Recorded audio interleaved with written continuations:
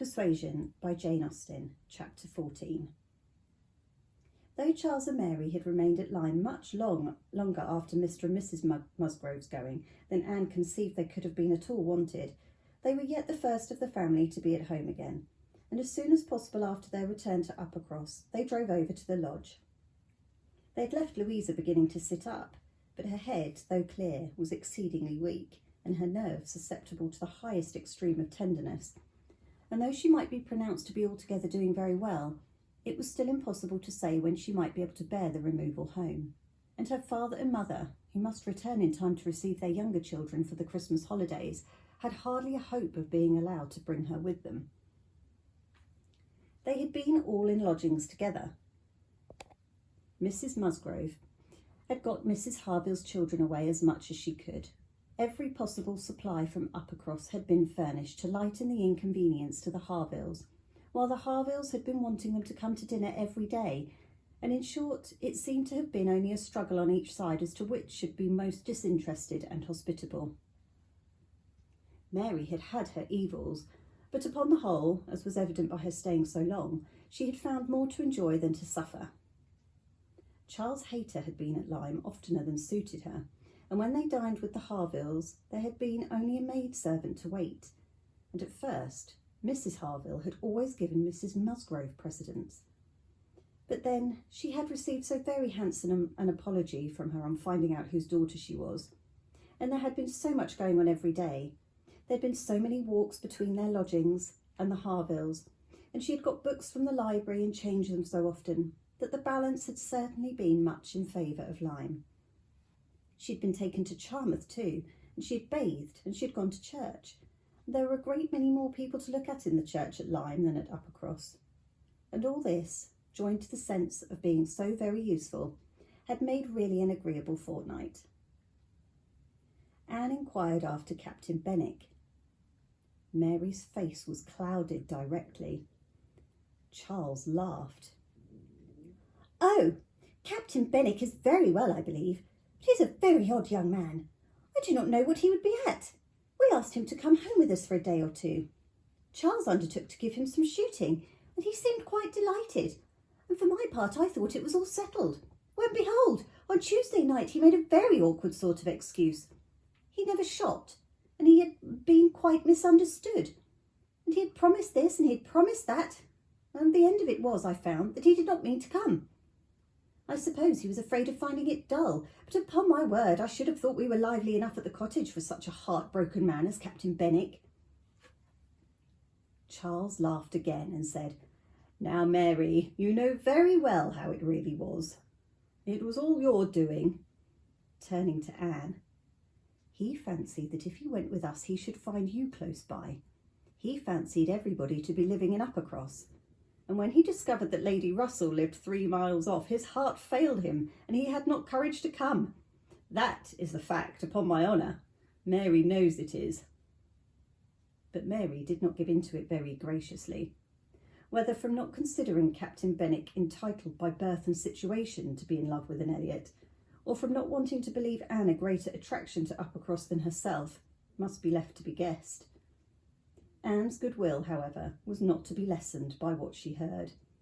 She boldly acknowledged herself flattered and continued her inquiries. "Oh, he talks of you," cried Charles. "In such terms—" Mary interrupted him. "I declare, Charles, I never heard him mention Anne twice all the time I was there. I declare, Anne, he never talks of you at all." "No," admitted Charles, "I do not know that he ever does in a general way. But, however, it is a very clear thing that he admires you exceedingly. His head is full of some books that he is reading upon your recommendation, and he wants to talk to you about them. He has found out something or other in one of them which he thinks, I cannot pretend to remember it, but it was something very fine. I overheard him telling Henrietta all about it, and then Miss Elliot was spoken of in the highest terms. Now, Mary, I declare it was so. I heard it myself, and you were in the other room. Elegance, sweetness, beauty. Oh, there was no end of Miss Elliot's charms." "And I'm sure," cried Mary warmly, "it was very little to his credit if he did. Miss Harville only died last June, Such a heart is very little worth having. Is it, Lady Russell? I'm sure you will agree with me. I must see Captain Benwick before I decide, said Lady Russell, smiling. And that you are very likely to do very soon, I can tell you, ma'am, said Charles. Though he had not nerves for coming away with us and setting off again afterwards to pay a formal visit here, he will make his way over to Clenwich one day by himself, you may depend on it. I told him the distance and the road, and I told him of the churches being so very well worth seeing. For as he has a taste for those sorts of things, I thought that would be a good excuse. And he listened with all his understanding and soul, and I am sure from his manner that you will have him calling here soon. So, I give you notice, Lady Russell. Any acquaintance of Anne's will always be welcome to me, was Lady Russell's kind answer. Oh, as to being Anne's acquaintance, said Mary, I think he is rather my acquaintance, for I've been seeing him every day this last fortnight. Well, as your joint acquaintance, then, I shall be very happy to see Captain Benwick. You will not find anything very agreeable in him, I assure you, ma'am. He is one of the dullest young men that ever lived. He has walked with me sometimes from one end of the sands to the other without saying a word. He is not at all a well-bred young man. I'm sure you will not like him. There we will differ, Mary, said Anne. I think Lady Russell would like him. I think she would be so much pleased with his mind that she would very soon see no deficiency in his manner. So do I, Anne, said Charles. I'm sure Lady Russell would like him. He is just Lady Russell's sort. Give him a book and he will read all day long. Yes, that he will, exclaimed Mary, tauntingly. He will sit poring over his book and not know when a person speaks to him or when one drops one's scissors or anything that happens. Do you think Lady Russell would like that? Lady Russell could not help laughing. Upon my word, said she, I should not have supposed that my opinion of anyone could have admitted of such difference of conjecture, steady and matter-of-fact as I call myself. I have really a curiosity to see the person who can give occasion to such directly opposite notions. I wish he may be induced to call here. And when he does, Mary, you may depend upon hearing my opinion, but I am determined not to judge him beforehand. You will not like him, I will answer for it.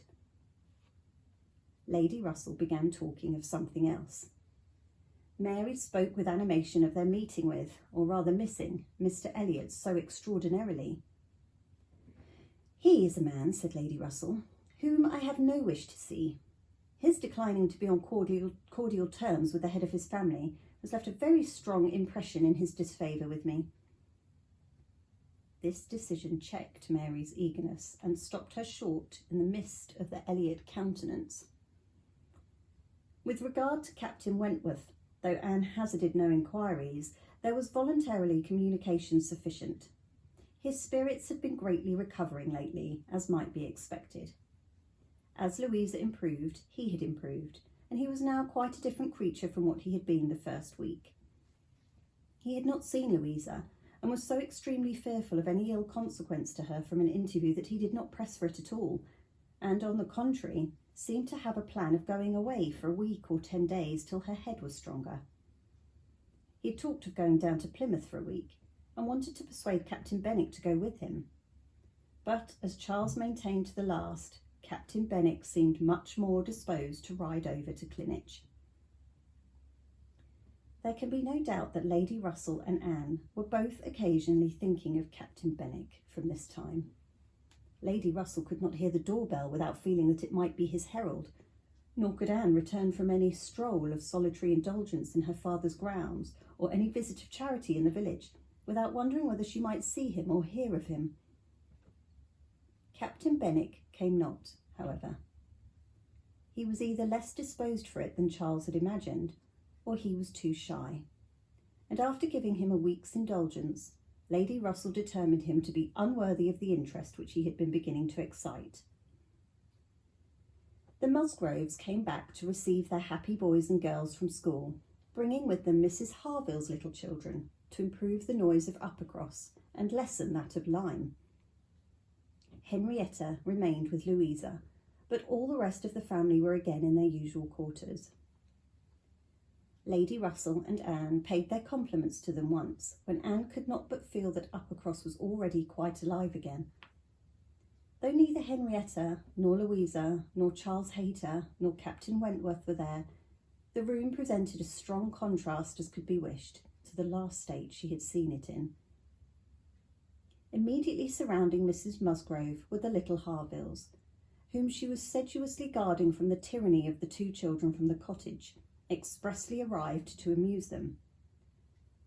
On one side was a table, occupied by some chattering girls, cutting up silk and gold paper, and on the other were trestles and trays, bending under the weight of brawn and cold pies, where riotous boys were holding high revel. The whole completed by a roaring Christmas fire, which seemed determined to be heard in spite of all the noise of the others.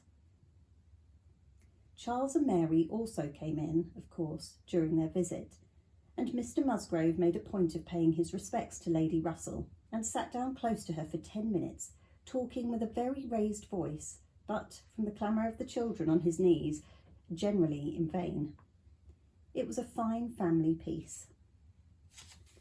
Anne, judging from her own temperament, would have deemed such a domestic hurricane a bad restorative of the nerves, which Louisa's illness must have so greatly shaken. But Mrs. Musgrove, who got Anne near her on purpose to thank her most cordially again and again for all her attentions to them, concluded a short recapitulation of what she had suffered herself, by observing, with a happy glance round the room, that after all she had gone through, nothing was so likely to do her good as a little quiet cheerfulness at home. Louisa was now recovering apace.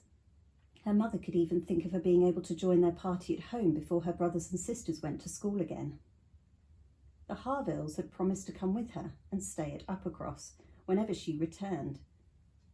Captain Wentworth was gone for the present to see his brother in Shropshire. "I hope I shall remember in future," said Lady Russell, as soon as they were reseated in the carriage, "not to call at Uppercross in the Christmas holidays." Everybody has their taste in noises as well as in other matters, and sounds are quite innocuous or most distressing, by their sort rather than their quantity.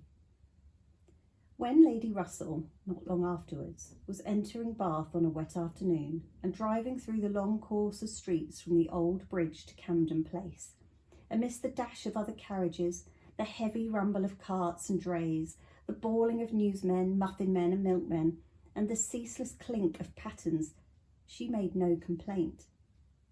No, these were noises which belonged to the winter pleasures. Her spirits rose under their influence, and, like Mrs. Musgrove, she was feeling, though not saying, that after being long in the country, nothing could be so good for her as a little quiet cheerfulness. Anne did not share these feelings. She persisted in a very determined, though very silent, disinclination for Bath. Caught the first dim view of the extensive buildings, smoking in rain, without any wish of seeing them better. Felt their progress through the streets to be, however disagreeable, yet too rapid. For who would be glad to see her when she arrived? And looked back with fond regret to the bustles of Uppercross and the seclusion of Clinich. Elizabeth's last letter had communicated a piece of news of some interest.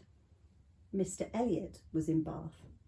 He had called in Camden Place, had called a second time, a third, had been pointedly attentive. If Elizabeth and her father did not deceive themselves, had been taking as much pains to seek the acquaintance and proclaim the value of the connection as he had formerly taken pains to show neglect.